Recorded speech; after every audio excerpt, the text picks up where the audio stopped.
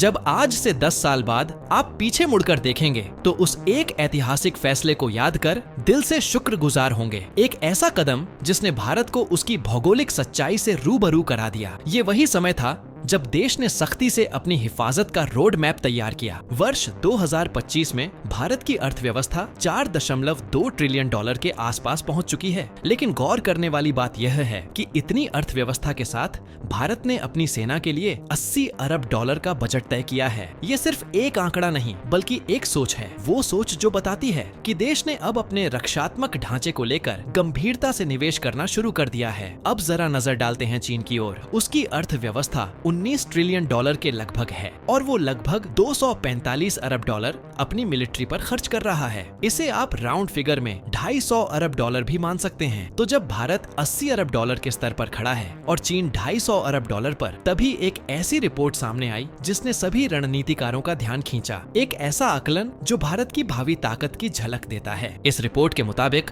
भारत आने वाले सिर्फ 10 सालों में अपने सैन्य खर्च को 80 अरब डॉलर से सीधा 300 अरब डॉलर तक पहुंचाने की योजना पर काम कर रहा है। और यह तब है जब हमारी अर्थव्यवस्था महज 10 ट्रिलियन डॉलर तक पहुंचे, जो मौजूदा आर्थिक रफ्तार को देखते हुए कोई दूर की कौड़ी नहीं है। IMF और वर्ल्ड बैंक जैसे अंतर्राष्ट्रीय संस्थान पहले ही कह चुके हैं कि भारत 2028 तक 5.5 ट्रिलियन डॉलर की अर्थव्यवस्था बन जाएगा। ऐसे में अगर 2035 तक भारत की अर्थव्यवस्था 10 ट्रिलियन डॉलर तक पहुंच जाती है तो यह लगभग तय है कि हम 300 अरब डॉलर हर वर्ष रक्षा क्षेत्र में खर्च करेंगे। अब अगर ये ग्रोथ जारी रही और हम 14 या 15 ट्रिलियन डॉलर तक जा पहुंचे तो आप खुद सोचिए कि भारत उस समय कितनी ताकत रखेगा। और यह केवल सैन्य खर्च नहीं बल्कि एक व्यापक सुरक्षा ढांचा होगा जो देश की सीमाओं से लेकर उसकी वैश्विक भूमिका तक को मजबूत करेगा। सबसे रोचक बात तो यह है कि रिपोर्ट में 2047 का भी जिक्र किया गया है, यानी जब भारत आजादी के 100 साल पूरे करेगा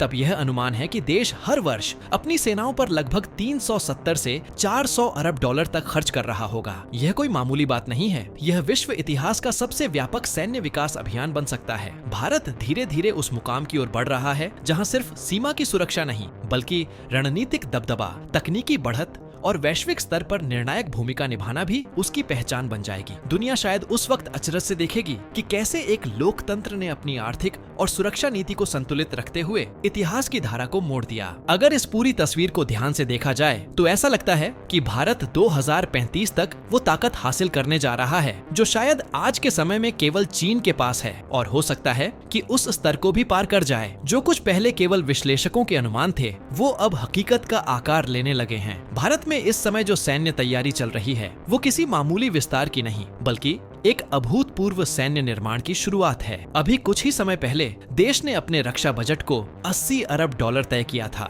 लेकिन हाल ही में हुए ऑपरेशन सिंदूर के बाद हालात इस कदर बदले हैं कि यह आंकड़ा बढ़कर अब 87 अरब डॉलर तक पहुंच गया है। ये बदलाव सिर्फ एक आंकड़ा नहीं है बल्कि यह इस बात का संकेत है कि देश अब जाग चुका है और अब वो किसी भी खतरे को हल्के में नहीं लेने वाला। सबसे बड़ी बात यह है कि अगला वित्तीय वर्ष जो अब से करीब 6 से 7 महीने बाद शुरू होगा, उसमें जो बजट पेश किया जाएगा उसमें यह संभावना है कि भारत 100 अरब डॉलर से भी ज्यादा की राशि अपनी सेना के लिए अलग रख देगा। यह निर्णय दिखाता है कि अब भारत रणनीति बदल रहा है। पहले जो कुछ शांतिपूर्वक और कूटनीतिक तरीके से संभालने की कोशिश होती थी, अब वहाँ मजबूती से अपनी स्थिति दिखाने का दौर शुरू हो चुका है। और यह सोच किसी उकसावे की उपज नहीं है बल्कि एक बहुत गहरी समझ का परिणाम है। रिपोर्ट के अनुसार पहले तो 2035 तक भारत के सैन्य खर्च को केवल 10 अरब डॉलर के आसपास ही रहने की उम्मीद थी, पर जो असल तस्वीर ऑपरेशन सिंदूर ने दिखाई उसने सारी रणनीति पलट दी। इस ऑपरेशन ने भारत को यह एहसास करवाया कि सैन्य स्तर पर जिन बातों को नजरअंदाज किया जा रहा था